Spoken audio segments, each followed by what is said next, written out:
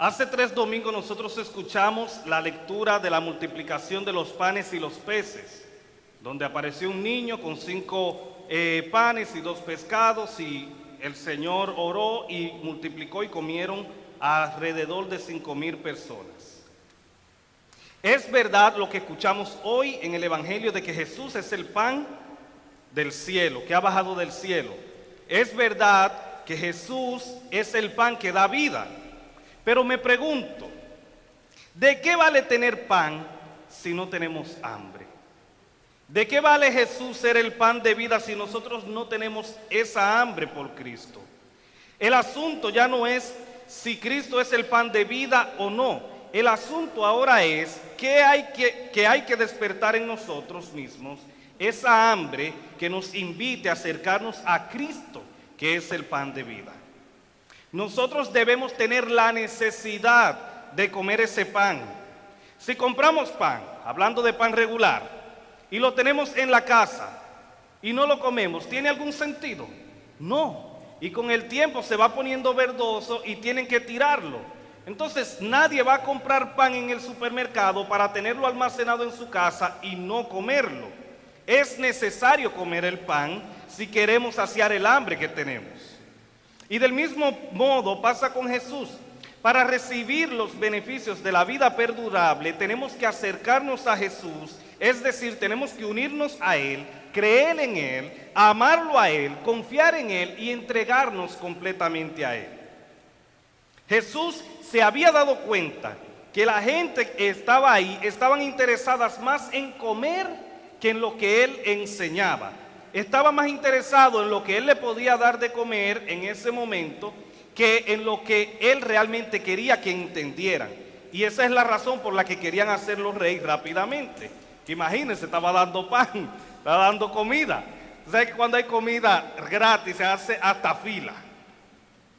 Entonces, la gente de aquel tiempo no estaban comprendiendo enfrente de quién estaban. La gente no estaba entendiendo quién era Jesús. La gente no podía reconocer quién realmente les estaba hablando.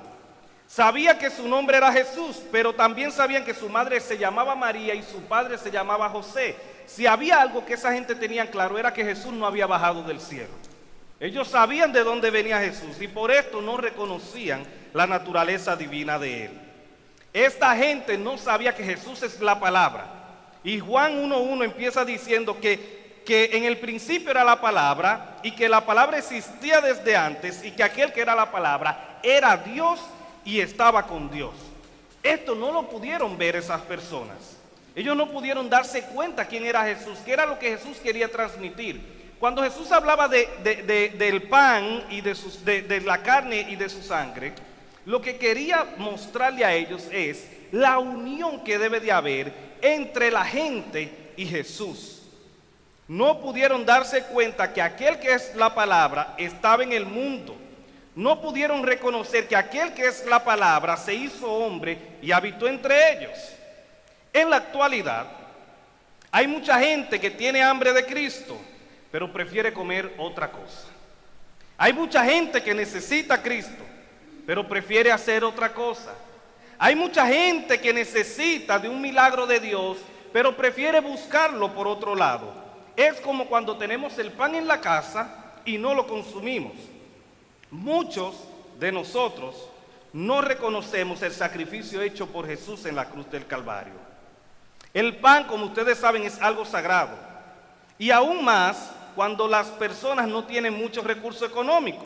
Yo no sé si a ustedes les pasó, pero a mí me tocó vivir eso, de que cuando no habían recursos en mi casa, el desayuno era pan con café. Y a veces uno pasaba el día entero hasta que se pudiera cocinar algo en la tarde, si acaso, pero el abuelito, la mamá, lo primero que hacía era colar un poco de café y un pedazo de pan, y eso le sustentaba. Entonces, en muchas partes de Latinoamérica también es el maíz, no solamente el pan. Yo tengo un compañero que se llama Isaac Pringle, que es actualmente diácono en la Iglesia Episcopal Dominicana, y él me contó algo cuando estábamos en el seminario. Él me dijo que cuando él, en su casa, se cayó un trozo de pan, es decir, estaban comiendo y se cayó un trozo de pan al suelo, él tenía, mire, que bajarse con mucho cuidado y respeto, tomar el pan, besarlo como si fuera algo que había que venerar, besarlo y luego comerlo, porque no se podía desperdiciar, porque el pan es algo tan apreciado, el pan es algo como tan importante para su familia que no podía tirarse. Entonces, exactamente eso pasa con nosotros y la vida eterna. La vida eterna es un regalo que Dios nos ha dado y que no podemos desperdiciar, que no podemos tirar. Un regalo que no merecemos, pero que sí necesitamos. Jesús mismo es un regalo que no merecemos, pero necesitamos a Jesús en nuestras vidas. Y Jesús es bastante claro en esto. El que come mi carne y bebe mi sangre tiene vida eterna. El mundo necesita que ese pan que ha bajado del cielo y que habitó entre nosotros, debemos nosotros, el mundo necesita tenerlo en sus propias vidas. Hay gente que no se quiere realmente acercar a Jesús. Las razones son muy diferentes. La gente a veces prefiere vivir su vida sin un compromiso con aquel que dio su vida para que también nosotros tengamos vida. Parece un trabalengua, pero no lo es. Hay mucha gente que prefiere vivir la vida sin un compromiso con Dios, sin acercarse a Dios.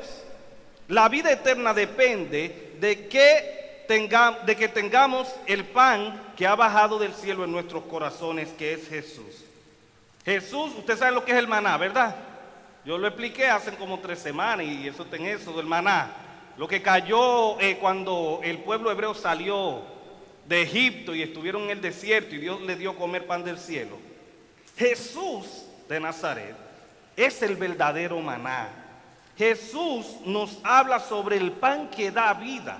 Aquellos que comieron maná allí en el desierto espiritualmente murieron. Los que comemos, los que nos acercamos a Cristo con un corazón agradecido, con un corazón contrito, tenemos vida eterna.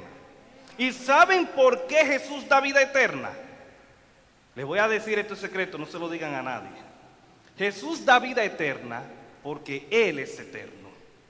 Esa es la razón. Jesús es eterno y por eso da vida eterna. Él puede dar vida eterna porque Él es eterno. Dice la Biblia que Él existía desde el principio, existía antes que Abraham, existía antes que Moisés, existía en la creación, desde antes de la creación. Y dice Juan que por medio de Él todas las cosas fueron hechas. Jesús es el autor de la vida eterna para todos aquellos que en Él creen. Tú y yo debemos tener esa hambre que nos lleve a acercarnos más a Cristo. Y esto solo lo podemos lograr por medio de la fe. Comer y beber es tener fe en Cristo y creer en sus promesas. Y por supuesto, una de las promesas que Él hizo es que el que come de su pan y bebe, el que come de su carne y bebe de su sangre tiene vida eterna. Cuando creemos en Jesús como nuestro Señor y Salvador, entonces estamos comiendo y bebiendo de su cuerpo y sangre.